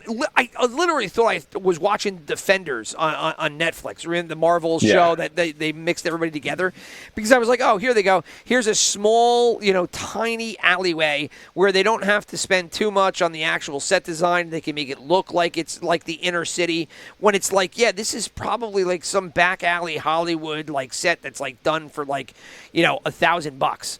Like, it was just like, come on, guys. Like, I don't know where the money for this is going, but it's got to go somewhere. I watched that one right after I did Lord of the Rings, and I gotta be honest, like, I understand what you're saying about it, but like, I'm just, because it is literally $500 million less expensive than fucking so because everything you're saying with that, I totally agree with about House of Dragons, is just so much more pronounced in that fucking Lord of the Rings, and it makes me appreciate House of the Dragon so much more. Where I'm like, okay, this show at least has things happening. At least the characters are like kind of original and have their own shit going on. And instead, you just get like, I wonder if this character is going to do this basic heroic vanilla action. Like, there's nothing. Yeah, I mean, the latest episode, right? I mean, you saw every single plot line coming around the corner, and I have not read the source material. So unlike you, I don't know what's coming. Yeah. And I was like, okay, when is Damien coming in? Because obviously he gave her the necklace, and then they always make googly eyes at each other. What? I mean, to be fair, if I didn't know that was going to happen, I would have hopefully, and with not the encyclopedic knowledge of this dumb shit that I have of Game of Thrones, I would have been like, oh, it's like a brother-sister relationship. But then there comes the thing of, oh, this is Game of Thrones. You know what brother-sister relationship means. Whoopsie. But then even to the point that it was like, oh, they had to show the scene when he was with his real wife and he couldn't perform. And why would you do that? Because it was really kind of nonsensical at the time. Oh, that's because they're going to use that later on, right? I mean, it was... I can't bang just anyone. I need to fuck my niece. Right. And even that didn't work out. So it was just kind of like, all right, here we go again. And then she leaves. And I mean, who is the Cornelius, or who's her watchman that she then ended up sleeping with? Oh, Sir Cole. Yeah. Yeah. Right. So, I mean, come on. Like, they've done flirty eyes between the two of them for, 4 you're episodes. saying the two young, hot actors are going to have sex with each other? Where are you getting this? Whoa. You should be writing this. How did you come up with that? Well, I'll tell you what. Who could have seen that coming? To the House of the Dragon writers, guess what? You didn't need to have a sex scene with the king just to show his back full of lesions in order for us to understand that he's dying. Like, it was disturbing, but it was that, and like, it's been 4 years since I've seen him, and I literally screamed out loud. Damn it! I screamed out loud. I'm like, we're going to talk about this. Let's go back. Where was the time insert? It was like, it was early a little on? deeper in. No, it was deeper in the episode than before, but it was still like in the first half of it, I'd say. It was like when they're like catching up because they haven't seen each other in years. Like, it's been 4 years since I've seen you last. And I'm like, oh, they did it again. Oh, there it is. Okay, all right. I was trying to find it, and I missed it, and I've only seen the episode once. And I was like, I know they had something in here. And I know there's a couple of conversations about time period, and I'm like, oh, man, where was it? So who was saying it? It was the Rhaenyra or Daemon. It was one of the two said it to each other.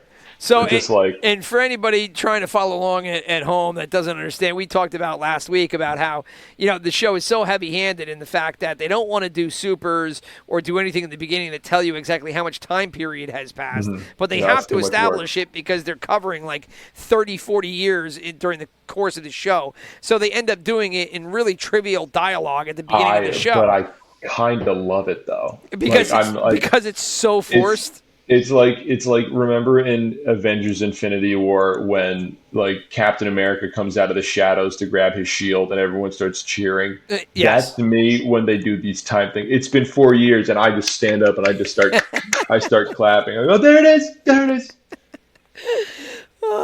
I mean, it really, at this point, you just kind of wait for it, right? Are you familiar with Sunday Night Football at all, with the NBC broadcast? Barely. But so I can. They had, it used to be Al Michaels and Chris Collinsworth, and Collinsworth is still there, but Michaels left. But anyway, they'd always have Michaels doing his intro, and then Collinsworth would literally slide into the screen from the one side. And they called it the Collinsworth slide, and it was just like everybody laughed at it because they were all waiting for it, right? That's kind of become the time drop in House of the Dragon. It's like you're just sitting there waiting for it. It was like, where it is, how much time is left, how much time has passed, and then somebody comes in, oh my God, I haven't ran that far in 3.5 years since the last time we saw you. Since we last saw each other during scene 4 of the last episode, which was basically the entire timeline, it's been 4 years and 2 days and 5 hours. And you're like, oh, thank goodness, I'm a dum-dum. I couldn't pick up on context clues. I'm glad you said it so verbosely. But yeah, now Damon dropped the ball because he just has an issue. Well, right? he literally dropped the ball. That's what I'm saying. I'm making a sex joke because balls, and I'm 12. That boy is good. But woo, I did it. So he probably has a problem. I was hoping, because I don't remember if this is like they talk about this in the book, but it's like, and maybe I'm giving him too much credit. But I'm just thinking, maybe he was thinking, maybe I shouldn't fuck my niece. And that's why he didn't do it. That's me probably giving him too much credit. But yeah, no, I thought it was just the performance problem, because why would they put it in episode 2? Yeah, or episode 1?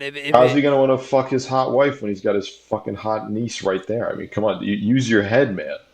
Use your head. Yeah, I'm not sure. But, there are... Bang someone who's not related to me. Gross. Talking about some of the, like the military issues from the last episode, some of the things that they've put in place here, maybe they're in the book, maybe they're not, but the little kid that's sitting on the steps that ends up ratting her out.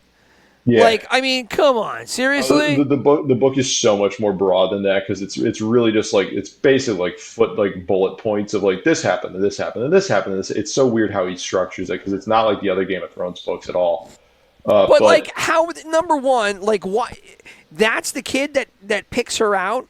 Nobody else knows who it is. You are going to despise the Lord of the Rings show if you're having these problems, because I'm like I'm just going to do that going forward. I'm going to watch Lord of the Rings and House of Dragons, because it's making me enjoy House of Dragons so much more, because I go, well, at least they tried.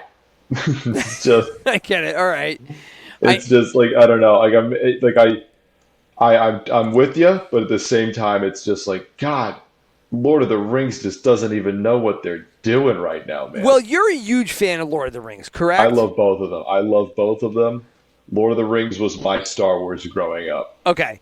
So I currently am through half of the Two Towers, right? So awesome. Oh, that's one of the best ones. And I am at the point now that Gandalf has now come back as Gandalf the White instead of Gandalf the Gray, right? Yep. And let me just say a couple of things. Science fiction has usually been my jam. Not fantasy, but science fiction. So Star Wars, I wasn't a huge Star Trek fan, but I mean, Wrath of Khan rocked. I have literally done Battlestar Galactica, when they redid that in the early 2000s, was awesome. I mean, sci-fi is kind of like my wheelhouse. That's what I like the most. Now, it's not a knock on fantasy, but I've always just had some problem with logic when it comes to, the fantasy realm, if you will. Yeah. And watching these Lord of the Rings, I got to ask you, man, like, none of the kind of garbage logic and garbage warfare and all that kind of stuff bothered you when you were watching it? Now, let's just take aside the fact that Gollum is awful. Right, he's as bad as Jar Jar Binks is, if not worse. No, you need to understand. Gollum was my first real fear. I was 7 years old, and my dad took. So there was these animated movies of the Lord of the Rings that were disgustingly bad when you look back on it. That I watched when I was a kid, before the actual movies proper came out, and Gollum gave me such vivid nightmares that I will never think he's a bad character. And I enjoy him because he just shows like this disgusting creation. Like it really shows like what the ring will eventually do to you. Yeah, Like no, that's why I enjoy him. I think you're like probably if you're new to it, he can come across as really over and like heavy handed. But they humanize him a little bit more in the third one. It's hard to describe. I think I know where you're coming from, but I, he's just such a he was such a part of my well, life, he basically. occupying the fear center of my brain for years as a child. So Oh in God. that regard, he's going to have a different kind of attachment to you than to me. I look at him, and it's practically Roger Rabbit on TV for me, right? Which is I don't even know a reference that you understand, but No, I know. Yeah. yeah. Also, Rod Zemeckis. He's coming up way more in today than I would ever. Go figure, ever. right? And that was not intended with my little reference there, but Yeah. so I mean, it's like Roger Rabbit and Jessica Rabbit. Like it looks animated on a live TV set, and I don't know if it looked different in 2003 or whatever when it was on the big screen, but it just has not aged well. It just doesn't look. It looks fake as could be. Now I don't know how you would do Gollum otherwise, but it has not aged the best. I'll agree with you, but like at the time, and like that's how I kind of still mentally think of it.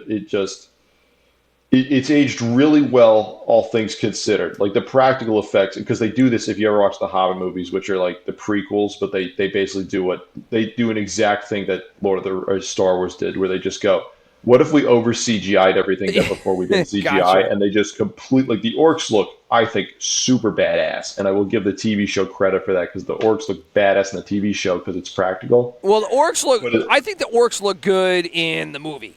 Yes, I mean, they're like a believable aspect of it. Yeah, because it's all this cool practical effect. It's like that original Star Wars shit where you're like, this age is great because because it's puppets and it's not CGI. Yeah, exactly. And that's where like the issues with Gollum come up. Because like at the time it was fucking groundbreaking and now you're like, I see the cracks here.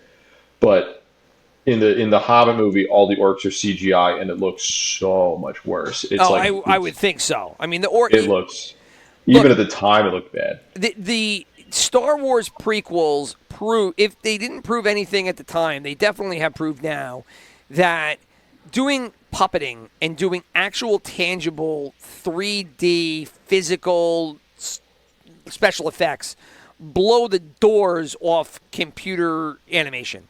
They just do.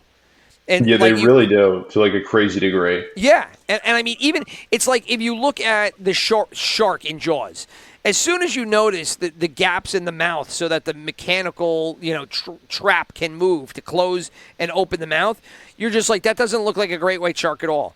Yet every time I look at Jaws, I'm like, that's the scariest shit they ever put on TV related to the water. And I still believe that shark is real, even though I'm like, I can see the foam teeth, I can see the jaw mandible move and how it's garbage. It still looks better than anything that they've done ever since with computer generated sharks. Are you saying The Meg wasn't believable? Yeah, I mean, it was terrible. Yeah, no, it was a terrible movie. But, like, I just don't understand why, and I understand that, well, I do understand it. It has to do with finances, but why they just don't try to do puppeting more, and they always rely on computers. It's just, at a certain point, like you could see it in not Lord of the Rings, House of the Dragon, when they have an actual physical puppet of the dragon, they put their hands on it. It's usually because it's short and it's probably a piece of latex like that big, right? Yeah. As opposed to the big gigantic dragon, which you're obviously going to have to do with computer, but it looks better when it's small, and it's like, whoever it is has their hands on the side of a dragon neck, and I can see the dragon neck, I can see them touching it, and then it's like the Gollum thing when he's trying to interact with Sean Astin and with Elijah Wood, which was funny last week or 2 weeks ago. I believe he was actually on set of Andy Serkis who was doing Gollum, but and he has said some if you ever dig into Andy Serkis about this, and I do love Andy Serkis because I love his Gollum and he's a good actor. I think it's some other stuff, but he had this really weird the whole reason Gollum worked was because of my acting, and it's like, no. Does he really say that? He said that, yeah. It's like Gollum was. There's no acting to it. I was like, I had a bigger attachment to it, obviously, than you do, but that's also because it was such a part of my childhood and a genuine that was my greatest fear for ages 5 through 8. I cannot stress to you when I was going to bed, the lights had to be on because I was terrified Gollum was like creeping down from the ceiling. Yeah, everybody's which, got that. I mean, like my this kids. spidery little thing that tries to put its like, and you'd read the book and he's got these like slimy hands he tries to choke you with, and you're like, yeah, that's the worst thing I've ever heard about in my life. Yeah, when I was growing up, it was all the monster movie, characters. It was your Freddys and your Jasons and your Michael Myers. My kids currently, it's like anything that they watch on YouTube that's scary. It's not woke content. Yeah, it's not woke content, right? Yeah. She-Hulk not being told what a girl boss she is. Yeah, no, that's I'll finish on that. But before I get off Lord of the Rings, my only other question for you is, when they end up doing, there are. Look, these guys have stamina out the wazoo. I mean, they literally they ran for days. They ran for days. Yeah. They ran for days. Yeah. They ran for days, and they were never tired. And then they're rock climbing. They're doing everything. Like, these guys were American ninjas before American ninjas even existed. It is not even phenomenal. in America. In it Mordor. Is phenomenal. Mordor ninjas. They make a reference to it in the book. I think there's something they call, like, because they're like, you are fucking, like, you realize how much you ran, right? Yeah. You realize that, like, you ran for days on end. They're like, that's what we needed to do to get to where we were going. And you're like, cool. Anyway, you guys are psychopaths. But and there is a lot of things happen just for them to happen aspect of Lord of the Rings.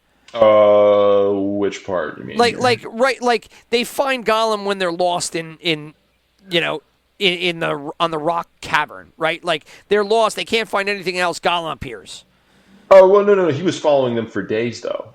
He's literally been following them since Fellowship, but they like barely. You mean like because he found them in Moria by accident, right? But he didn't find them any other time. He found them exactly when they were lost, right? You know what I mean? No.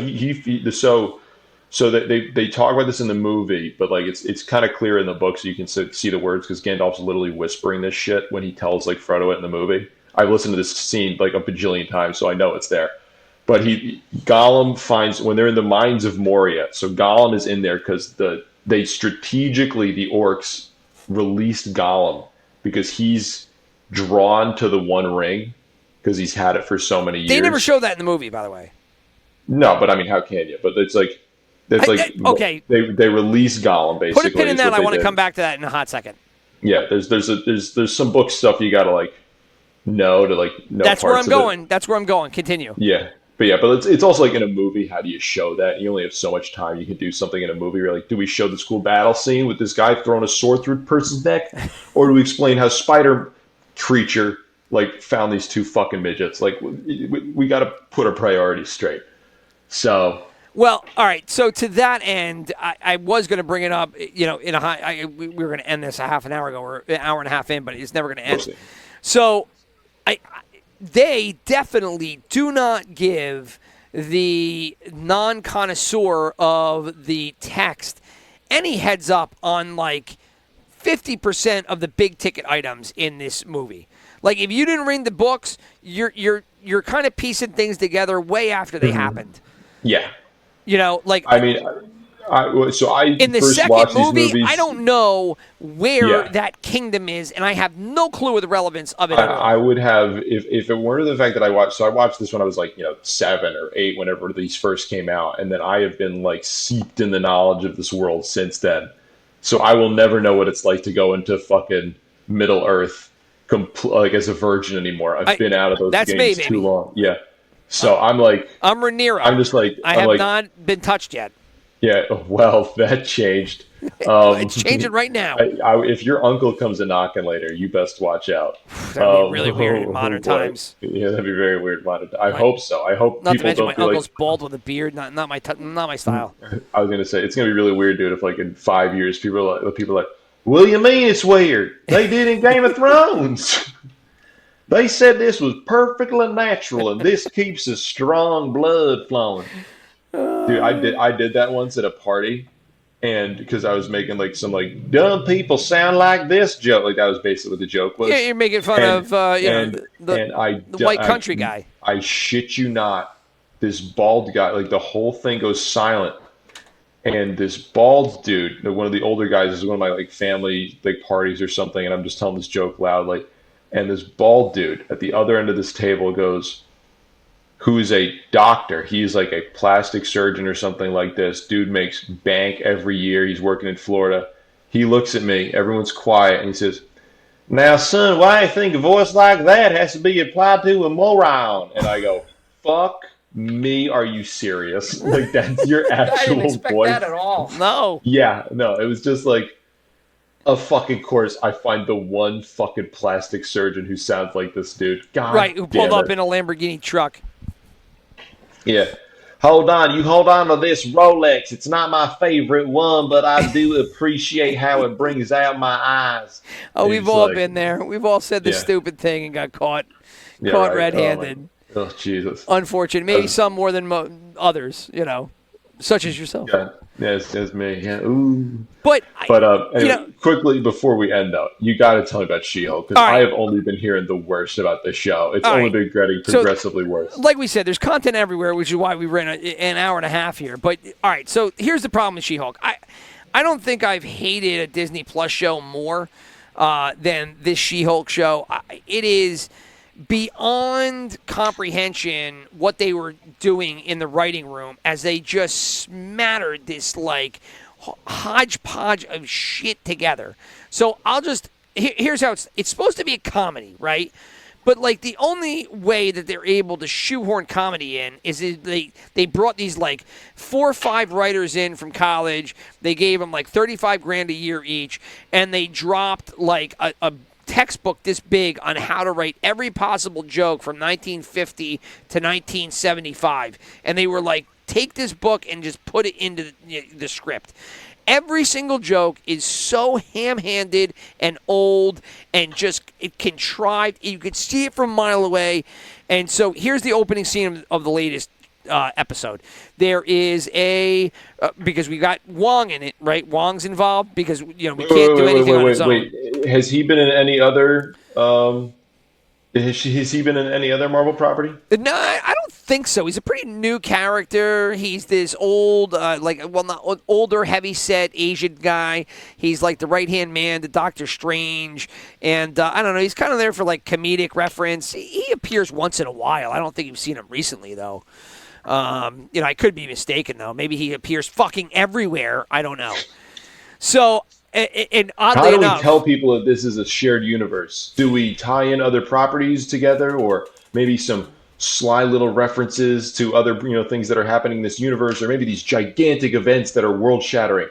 No, how about this like one wizard dude? One guy. He gets like a scene. Speaking of which, somebody owes us some money, especially over the Ringer Podcast Network, because you could say nobody listened to this show. I don't care. But somebody over there does, because literally they wrote a whole article about what we talked about last week, which was Wong saved. I remember when you showed that to me. Yeah, that was granted, pretty on point. We're in the think tank era, but we literally talked about it, and then the article was exactly what we talked about, which was it's been all Wong. And so Wong, all right, so basically there's a magician that appears at the beginning of this new episode, and he does wacky stuff, and he does it with Doctor Strange rings, and so Sorcerer Supreme stuff, and you're like, oh, all right, here it goes. Here's a tangent to Wong. And so he gets some girl on stage, and he opens up a portal, and she vanishes, and then we see Wong. Now, here's where tell me if you know where the punchline is. So it's Wong, and when you see Wong on, immediately when he appears, it's the woke up this morning theme from The Sopranos playing in the background. Wong getting a bowl of popcorn, and he sits down.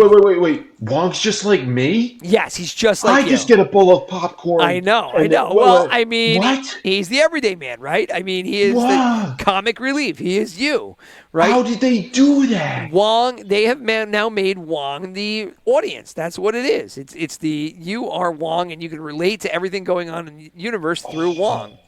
I didn't get that. Oh, I'm a dum-dum. Oh, my God. So just stop me when you can tell the joke. So it is The Sopranos, and so he's eating it with a bowl of popcorn, and all of a sudden they show the screen, and the circle opens, and out comes the girl that the other magician sent through, and she's got a pumping heart in her hand, and she throws it down. And this girl was a doozy drunk chick that he pulled out of the stage. So she's like, "Oh, hi, where am I? I don't know what's going on." Blah blah blah blah blah. And so now she stands in front of the television screen. So Wong's looking at her. He pauses The Sopranos in the background, but she's standing off to the side so that you can see The Sopranos, the episode, the season, and the episode in it. And so, come on. I mean, like, can you feel where it's going yet? No, I'm a dum-dum. I just watch Disney, and because it's so good, me no understand where they could be possibly setting this up. So she starts talking about where she's been, and he's like, "What?" And he was like, "Don't bother me now. I'm just about to watch The Sopranos." So there you go. I mean, if you haven't figured it out, he's about to watch a big episode, and she comes in and... Oh, that's the episode that they kill Adriana. Oh my goodness. Oh, how did they come up with these? Are these professional writers? Yeah. Oh my God. So, and it's like that was supposed to be the big punchline. And it was just like, are you kidding me? Like, and so throughout the entire episode, it's just more of the same. I mean, on top of the CGI being horrific. We were talking about the puppeting before. I was gonna say, like I know we were just shitting on Gollum for being like. So I think he does. Like, I think he looks good, but it's also like a lot of nostalgia behind those rose tinted goggles. But like She-Hulk, from what I've seen, they have a sync issue. She looks genuinely bad. They have a sync issue. Like when you watch it and you're watching her lips move, they don't match it. Like it doesn't look to the point of like Chinese, like, English dub overs, but it's like it doesn't work with the face. And so you're just kind of like, this doesn't work. Like that mouth doesn't work with what you're saying. Like the whole thing is just terrible. And so on top of just having bad writing where you can see the punchlines come, and some of it is just like, I mean, it's just completely juvenile, like some of the writing.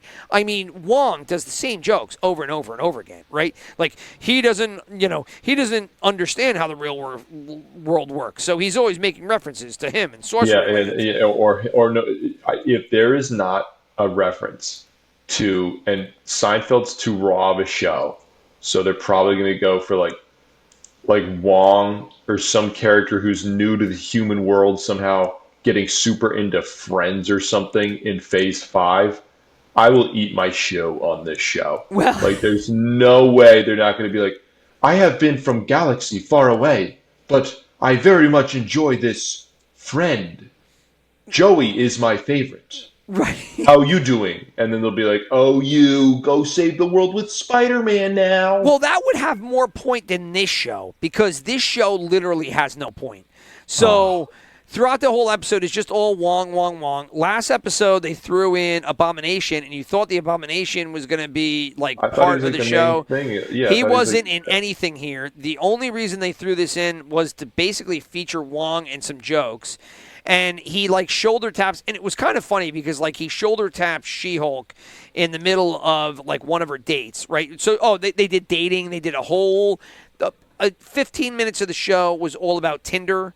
And her trying to use Tinder and then doing the bad date. The bad date.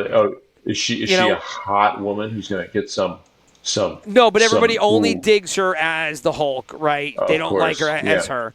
And so it's basically the speed dating scene from 40-Year-Old Virgin, just done in the PG form, for Disney, featuring She-Hulk. So she would be Steve Carell, and all the losers are the people at the other end of the table, right? Even better. Wong snatches her for no reason, because I don't know what she would do.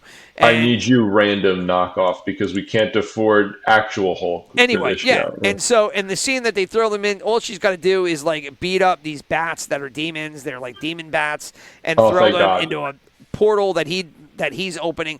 I mean, none of it makes sense. And then my final... Can you imagine coming up with an actual story arc for a show? Dude, you know how that's like a thing that people enjoy? No, we need slice of life content in this shitty Marvel knockoff show. Now there's been bad shows before that are just bad shows because they tried hard and they're just awful. This is a show where it's like They don't even want to try. All they want to do is just cookie cut the shit out of this thing using every old trick in the book, every joke that's been used, repurpose it. I mean, there is nothing original in this show ever, including the part that I hate the most, which is sporadically, without any knowledge and without any linkage or making sense at all, they just have the She-Hulk look into the camera and break the fourth wall and drop some joke that isn't funny at all. And again, like I didn't like it originally because that's Deadpool's thing, and it was original to Deadpool. No. Are you telling me that they're going to run that into the ground the moment they find out something works? They go, people laughed at this. That means if we keep doing it over and over again, that is humor. But if you do it in this show and you do it in Deadpool, why can't you do it in every other flipping show? Right? And they did break the fourth wall to a hot... They're going to. Well, they did in Spider-Man, too, right? Didn't all of them look at the camera at one point, right? They were talking about all... I think it was like... That wasn't confirmed. Ned was talking to them, and so they all looked at the same time. It looked like they were looking at the camera, but they were looking at Ned. I think that was like the theory online, but it was like, I don't think that's what they were actually going for, because that movie actually had like decent writing. No, that movie was fine. But I was just saying that the breaking the fourth wall, it doesn't make any sense. And in this episode, they just throw it in once in a while, and it was like, look, if it's no. See, you're misunderstanding, because from what I understand as a writer in Hollywood now, that is comedy. Right. That's all it takes now, Rich. What are you talking about? If you don't understand they're only 30 minutes. I really need you to watch this to understand how bad it is and how tired. And so tired. So tired. So tired. And to sum it up, the most tired thing of them all is that after every episode, they do a post-credits scene. Oh, post-credits scene? Like in the movies. Oh, I've never seen those before. To revisit the beginning of the episode, they have Wong and the drunk chick sitting there eating popcorn, getting ready to watch something, and all she's doing is asking Wong all these different alcoholic beverages and if he has tried them or not. Right? And he's like, oh, I have tried that, I have not tried that, I have tried that, I have not tried that. And then, I mean, they just literally go through a litany of but once alcohol. Again, I have to repeat, are you saying Wong is just like me? He's just like you. He's just like me. Oh my God. As a dumb viewer, I can totally relate, and I like this show now. It really is.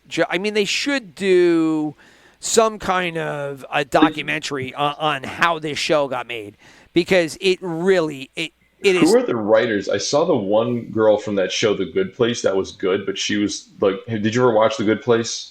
I did not know. It was a fun show, but like she played this one character who was just, and like the point of her character was she was supposed to be grating, but like, wow, they didn't have to do such a good job of that. Like, wow, she was fucking annoying, and I think she's a writer for this show, which is why I'm bringing it up. I have no clue, but it really just feels like nobody's writing the show. I mean, no one's writing it. It's just kind of. It literally, I feel like they gave them every teleplay or whatever that they used to call the old TV, telescreens or whatever, scripts for like Facts of Life, Too Close for Comfort, every 70s TV show that you might have seen in syndication, maybe not. And then they were just like, take every funny joke out of this. It's been long enough that nobody would ever have seen this. And then just like put it back into the show. I mean, everything in the show has been done before. I mean, there is not one original thing in it at all. And it's supposed to be a comedy. That's how they sell it. They build this shit as a comedy. That makes me love it more, because it's just there's something so beautifully cynical about it. Well, that's the best. That would be the best approach to the show, and maybe we should just feature it next week. But you got to catch up, because we could literally do an hour and a half just making fun of the show, because it's just that bad. I think okay. You know what? I will watch it this weekend. Actually, I will try to watch it this weekend. I have like I will. But by the time of the next show, it's a half an hour. It's 4 episodes. It'll take you 2 hours, if that. Okay. I can do this. I'll at least I might even just skip ahead and just watch one of them, because It was just made for people to rip on. And to that part, and I'm going to condense this, is that we said it before, I'll say it again, is that the Disney Plus approach to the Marvel Universe has made the property feel small as shit. Like it Which doesn't is feel big crazy, anymore. Which is kind of crazy when you think about right? it. With all the money they have invested in this, to make it seem so small. I don't get it. Like, it's just. I think it's also because, like, I think we did this, we looked through Phase 4, and really, besides Spider-Man Far From Home, was there anything, like, kind of big that came out? No, nothing. It was all junk. All junk. Like, and it didn't push the story farther did the two along. did both Spider-Man movies, Far From Home and No Way Home, did they both have they were both Phase 4 technically, right? I don't know if they bookended them or not, or the other one. No, the other one ended Phase 3. Okay, but like they're So I both think basically Far taking From place, Home was the end of Phase 3. but they're both basically like the same. Like, Close enough, yeah. yeah, okay, gotcha. Yeah, that's kind of what I figured. It's just like those are the only ones that have like progressively been like decent, which is very sad. Well, I mean, the last one was fun because it was nostalgia, on steroids. But it's just like I don't get why they're doing such a bad job of this constantly. Like, it's just been over and over and over again where they There's just no plan. don't seem to care at There's all. no plan. There's absolutely no plan. And whatever the plan is, it's so far out there, even though it's not, like we said, it's only like 2 years away, right? I mean, I think they got 2 years or 3 years to get to the end here. But, like they're making She-Hulk because She-Hulk's just not a factor. Like, they're just making it purely... It's just a cynical, like, cash grab to them. Well, and again, I think what has happened now in the modern era is that you have seen, like, media as business ruin intellectual property because they don't treat it as intellectual property. They just treat it as a spoke in the wheel of their big business, right? Well, it's also just like, I mean, they're doing this with fantasy shows now too, where like everyone wants a piece of the superhero Marvel pie, including Marvel now, where they're just like, oh, superheroes are the thing. We got to break out all these dumb shit superheroes we have that no one gives a shit about because they need a TV show because we need more content. This is why they're making all these like.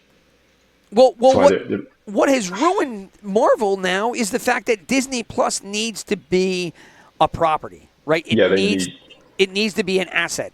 Disney they need Plus 50 different shows to separate themselves from Netflix, no matter what the quality is of them. Exactly. They need people to hop on, subscribe to this app, pay $10 a month, and be like, you know what? I get $10 worth of programming because everything I need is there. And so they just pump out stuff just to have it there. I mean, Netflix has been doing that for eons. I mean, they've been doing that for like 6-7 years. Yeah. But their approach has now been taken by everybody else.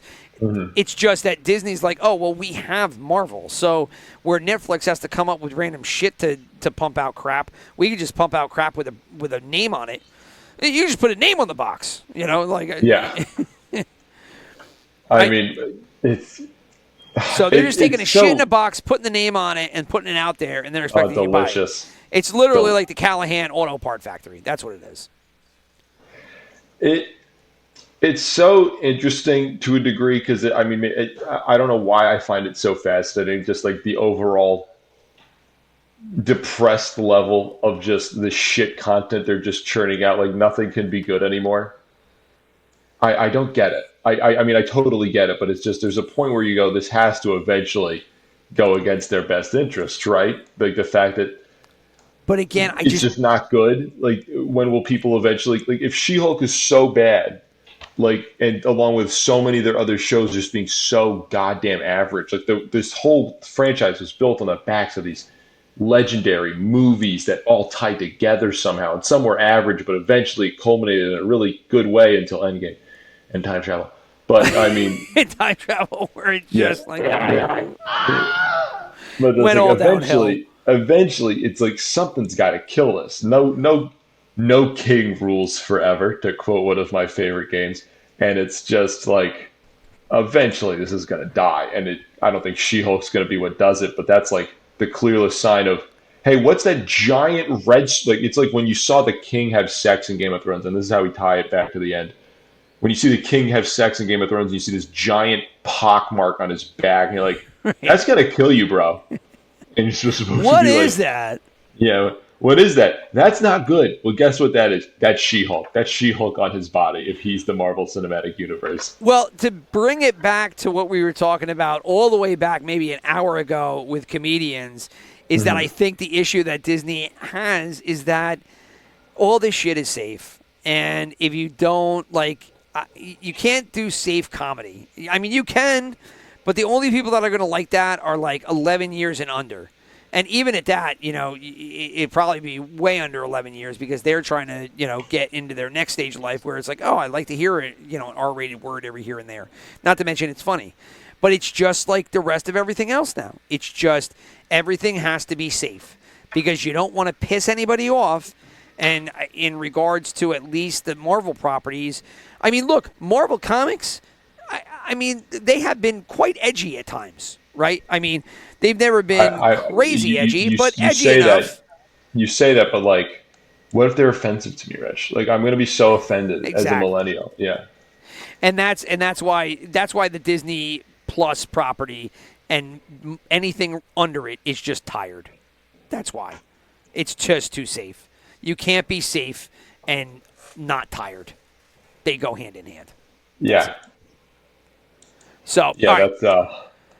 So anything else to add on to our marathon here? I think we've covered just about every. Do we talk about taxes now? I'm not sure how else can we. Possibly add here. That on that note, we are going to wrap it up because once we get into taxes, I don't want to even think about that.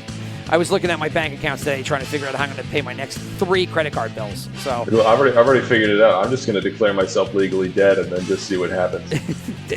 or I need to go to college just to take out a loan for some reason. Yeah. And I can have it, wiped away. The spoiler alert, I may be trying that right now. Hey! Congratulations. Go, Will. Get that done. Will it work? Probably not, but we'll hope. All right. Well, till next week, whether it's Monday, Wednesday, or someday in between, adios, Will. Peace. Enjoy the weekend. Godspeed, brother.